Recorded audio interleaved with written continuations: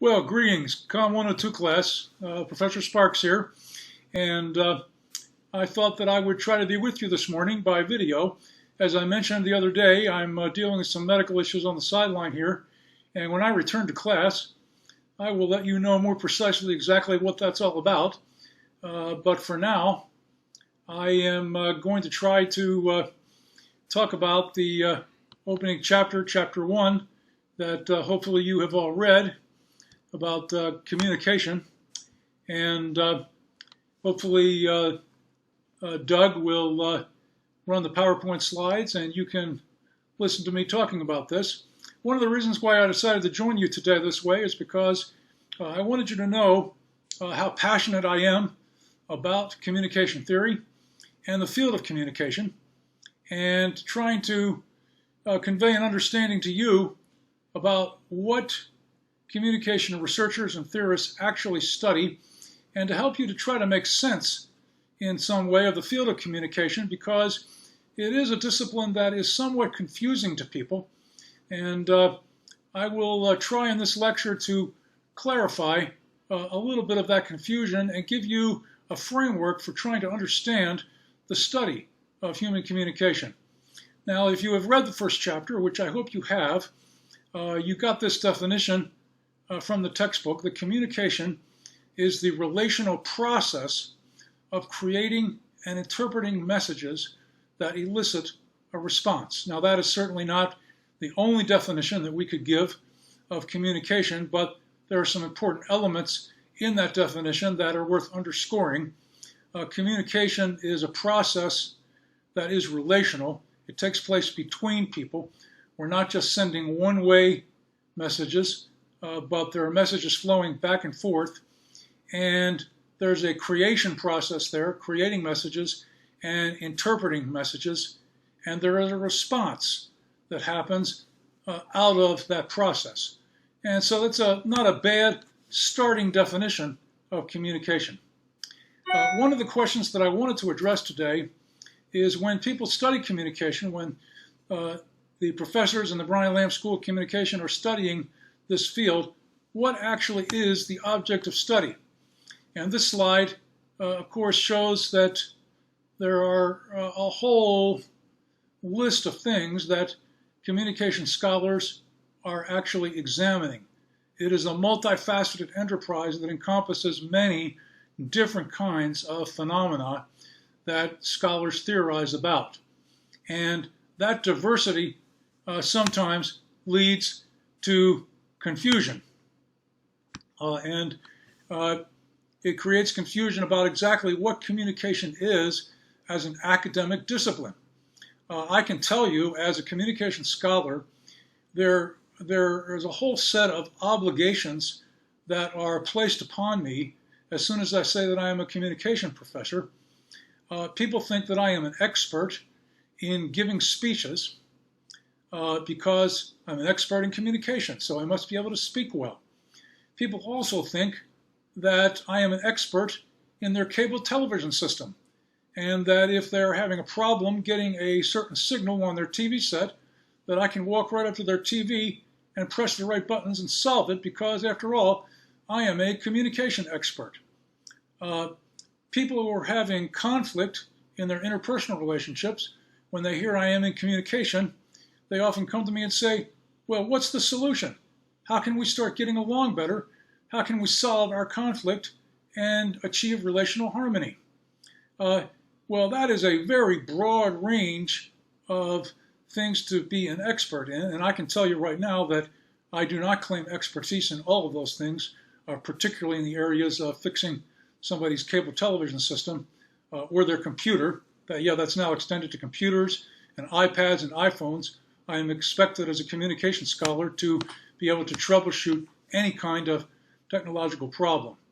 And so I think it's really important to have a general framework to understand how communication as a discipline is organized, and it will help you to understand how there can be so many diverse phenomena being studied in one academic school like the Brian Lamb School of Communication that I think many of you are trying to aspire to enter by taking this course. And so I want to give you a framework for trying to understand and to make sense of the many different things that are going on under the same academic rubric that we call communication. First of all, I would say it's important to recognize that communication is about the production of messages. Now, that sounds like a fairly straightforward thing, but if you look at the pictures on this slide, you will see that even when we talk about the production of messages, we are talking about a rather diverse set of different phenomena. So we can talk about production of messages that begin inside of a person's head.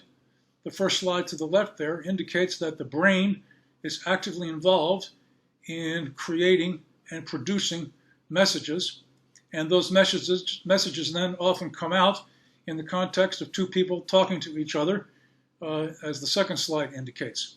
And so people produce interpersonal messages that begin in the brain. We have people studying cognitive processing and how messages are actually produced starting in the head. And then we also have people studying how those messages get produced interpersonally, spoken to each other, and interpreted. If you look over at the third slide there, you see a row of television screens, and that indicates that we also have people in the Lamb School who are studying the production of media messages.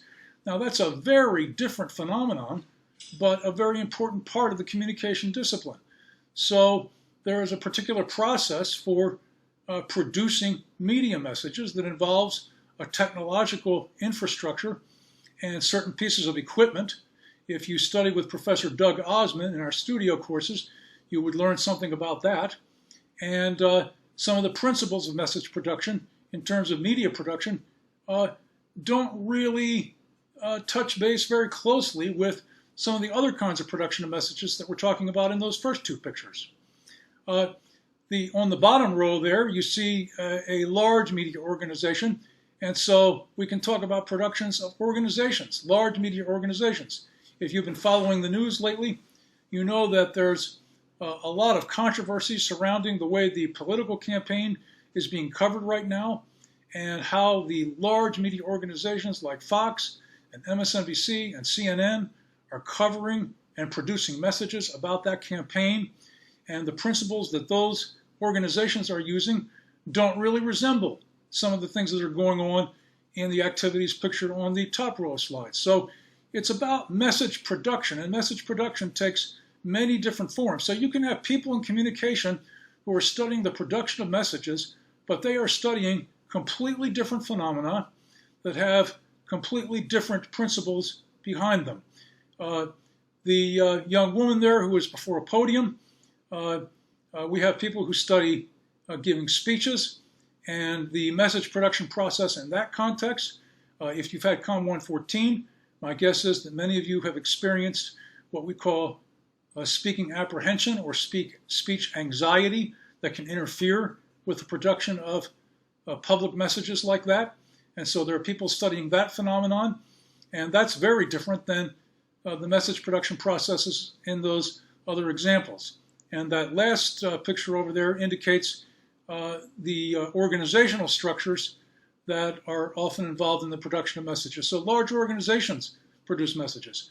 Purdue University, if you've only been here for a short while, you certainly know that Purdue is in the business of producing organizational messages and disseminating them to large numbers of people, and the principles involved in that kind of message production process may not resemble the same principles involved in some of those other processes. So first and foremost, communication is about the production of messages. Secondly, communication scholars are interested in studying the messages themselves. So not only is communication about message production, communication is about the study of the messages. And we have people who are studying the content of media messages that sometimes historically, that first picture there, picture of the New York Times, an event that occurred many years ago. We have historians who often compare how messages are disseminated and the nature of those messages over time and how that has changed. They do content analysis work, and We know that messages have changed over time. All you need to do to find that out is go to the library, pick up a copy of Time magazine that was published in the 1950s, and compare it to a copy of Time magazine published last week, and you will discover that the nature of the message in the magazine has changed dramatically in terms of its length, in terms of the extent to which it has pictures as part of the message, more pictures today, in terms of the vocabulary, much simpler vocabulary, much shorter text. We know that as people have evolved in terms of our new technology, texting is becoming shorter, messages are becoming briefer, and communication scholars study the implications of that. What is happening to our communication when we send shorter and shorter messages that are not as elaborate, that are not as loaded with emotion? What are the consequences of that? So communication is about the study of messages themselves. Notice we have over on the right side there a media violence frame. People like myself who study the effects of media are very interested in certain kinds of messages. You've probably heard about the controversies surrounding media violence. We had, of course, a horrible incident just yesterday in the news, and people worry that those incidents may saturate the culture with particular kinds of messages that have various consequences. And so we'll talk about that. But the messages themselves are studied. What is the message content of communication, and what can we learn from studying that content about how that content might be changing and what the implications of that content might be? So the other pictures there on the slide indicate the types of messages the communication scholars might study. There is a lot going on today, of course, with Facebook, political messages. As the political campaign heats up this fall, we will probably allude to it several times. What's the nature of our political dialogue? How do those messages get produced, and what are the nature of those messages compared to what they have been in the past? A lot of people think our political discourse is decaying over time, that there's more insensitivity. You've probably heard a lot about Donald Trump's messaging, and communication scholars are interested in those messages and the changes in those messages over time and what they might mean. Of course, there's a lot of study today on the electronic messaging, Google and so forth, and we'll talk about some of those things later in the course. So, the production of messages. Thirdly, communication is about the effects of messages. So, not only are we interested in the messages themselves, but how those messages make an impact. And there, of course, that kid watching television, there's a lot of interest today in terms of the effects of consumption of media. What effect does media consumption have on young children? You see our movie theater Batman killer there, who is in the sentencing process right now. What are the effects of advertising messages? You are subjected to thousands of advertising messages every day. Do you think those messages have an impact on you? If so, how? Scholars try to study what the impacts of those advertising messages are. Again, the political campaign map there at the bottom, and that guy pointing his finger at you, who doesn't look very nice. We are interested in whether or not there's been a lot of talk in our society about messages moving into incivility and how that incivility might be affecting our culture. Is the culture changing because of the effects of messages that are delivered? And in political communication, what are the effects of campaign rhetoric in terms of who ultimately takes public office and leads us in government change and tries to guide our culture? So communication scholars are very actively interested in the effects of messages, but note that you could have scholars working on very different kinds of effects. So the scholars who are working on the effects of campaign messages might be doing very different things and have a very different focus and interest than somebody trying to study persuasive messages in advertising, or somebody trying to study the effects of media violence. They might use a different research methodology, they have different questions, and all of this is going on under the same academic roof by different scholars who are all communication scholars, but they do not necessarily talk to each other necessarily about the particulars of their interest. Communication is also about the particular medium of a message. And we have scholars who study the way messages work through different kinds of media. So there's a lot of attention today on electronic media, cell phones and tablets and computers, but we also have scholars who are still interested in books. And how does reading differ from the consumption, reading a book differ from the consumption of an electronic message? How does watching a televised message differ in terms of its impact than reading? How does hearing an audio message through voice differ from looking at pictures? There are a whole host of questions like that that communication scholars are interested in terms of studying the medium. Now, as this slide indicates, communication scholars are engaged in the study of a wide range of phenomena then, and one question that arises might be how can you study such different phenomena in the same academic unit? Well, we can and we do. One mistake that is sometimes made in the communication discipline is to think that we can come up with a grand theory. This course is about communication theory, and one of the things that I will discourage you from thinking about is that somehow we can unify all the different things that communication scholars are interested in under a grand theory. In physics, they're still looking for a grand unification theory. And in physics, that might be appropriate. In communication, it's probably not appropriate because the diversity of phenomena that we are studying, as we've just seen in these slides, is so great that we're probably not going to be able to come up with a theory that brings everything together with a common set of principles that seeks to explain and describe what's going on in a coherent way. The diversity of human communication is simply so great that there's not going to be any coherent grand theory that unifies everything. Now, that's not to say that there have not been scholars along the historical trail who have committed themselves to try to explicate that sort of grand theory, but I would say that it has generally turned out to be a misguided enterprise and a dead-end street. It probably is not a very good idea, again, simply because of the diversity. Now, this slide indicates a very important kind of categorization system that runs through the entire course and the textbook. And it links certain types of theory to the range of phenomena that communication scholars study. And the big distinction here that you should try to keep in your mind as you go through the various chapters, particularly when we get into individual theories, is this categorization system of objective theory and interpretive theory. Your recitation instructors will talk about this in recitation class and help you to always be thinking of this. Objective theories tend to be social psychological.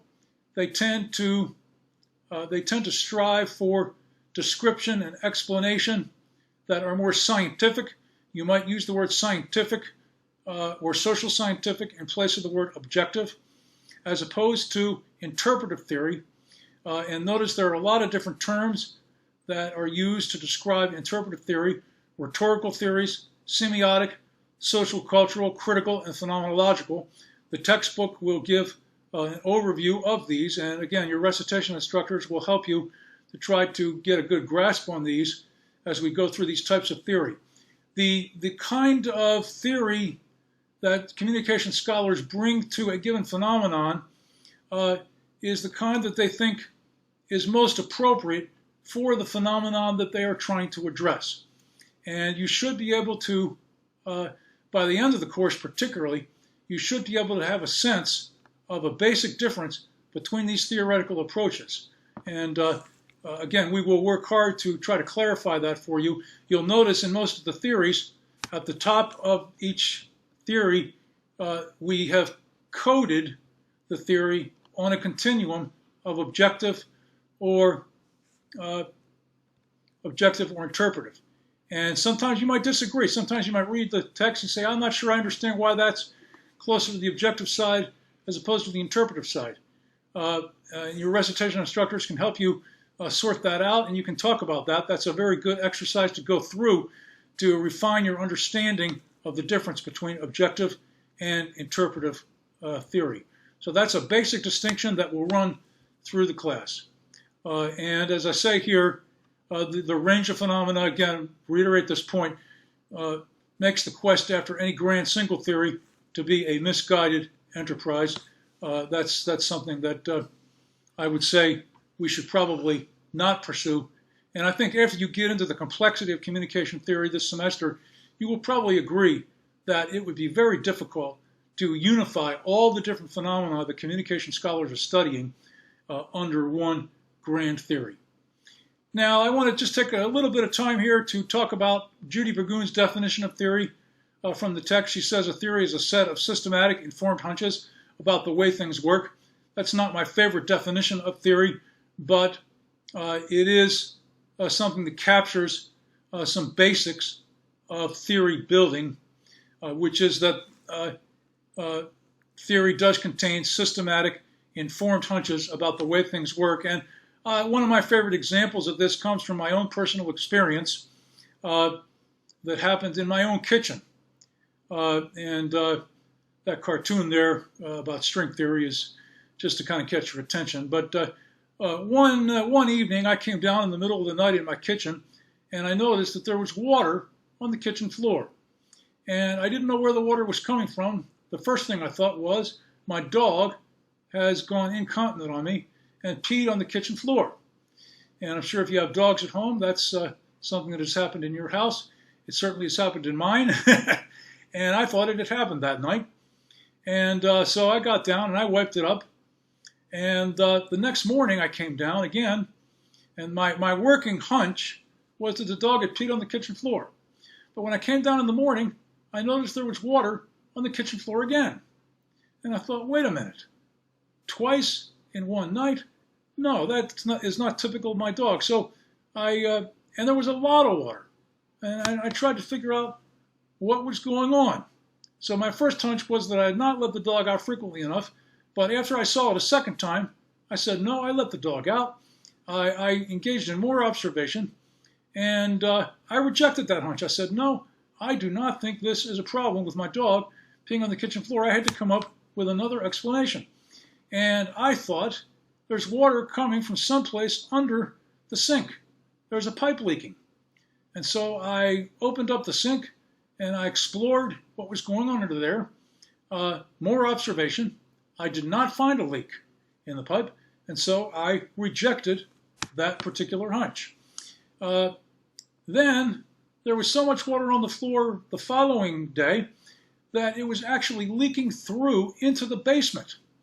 And I went downstairs, and I said, somehow there's water coming up through the floor from downstairs. Maybe there's a pipe leaking downstairs, and the water is coming up through the floor. That didn't seem very logical to me because I have a porcelain floor there, but it was a hunch that I at least entertained. And I did more observation. I actually called a plumber over, and he looked and said, yeah, he said, you've got a pipe that's going back from behind the wall from your washing machine, and I think water is coming out of that, and it's kind of coming up through the wood onto your kitchen floor.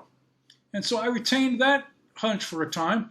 Again, trying to build a theory here of what is happening. Notice that theory building is looking at the phenomenon that you are studying and trying to understand it, make sense of it, and come up with an explanation for what's happening. And so I retained that hunch for a time.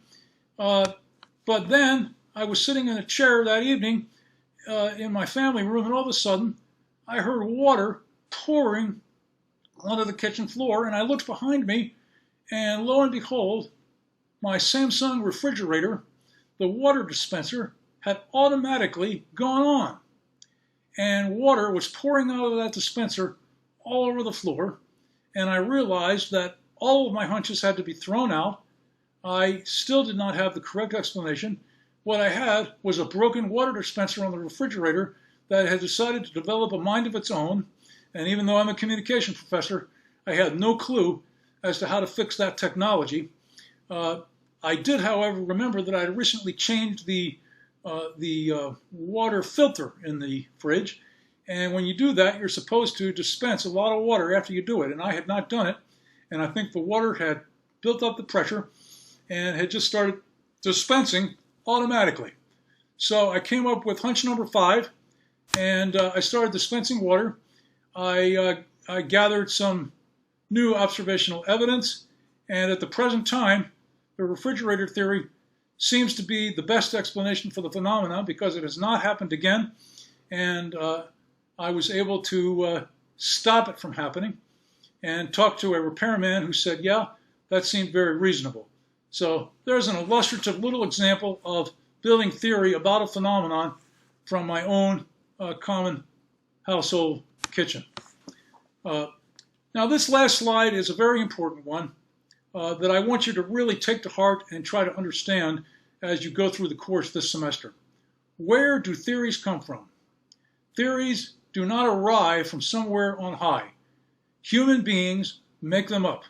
You will notice as you go through the textbook that all the communication theories have been constructed by particular people. We will talk about the names of those people and some of their contributions to the field. People make theories up. They look at communication phenomena and they try to come up with explanations for why things are happening that help to explain what we're looking at. And so if people make communication theory up, guess what? That means you can make up communication theory.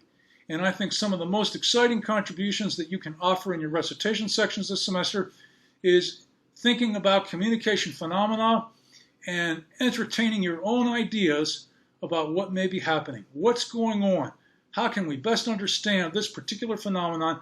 What are the things that are feeding into it? How can we best generate an explanation and understanding of what I'm seeing? So look around you this semester. Look around you as you communicate and you see other people communicating, and try to think from a theoretical vantage point. How can I understand what's going on here? What are the things that are happening here? How can I best understand and explain what may be happening?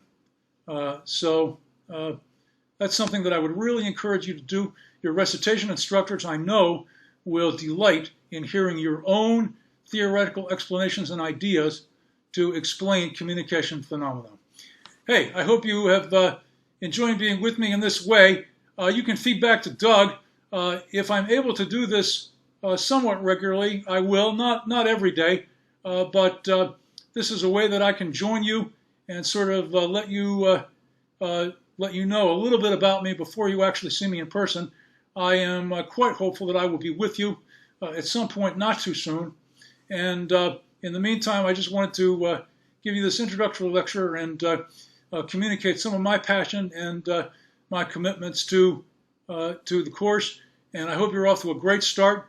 And ask your recitation instructors if you have any questions. And I hope to see more of you this semester, but especially look forward to joining you in person. Thanks a lot. Have a great day. And welcome to Purdue and to communication theory. Bye-bye.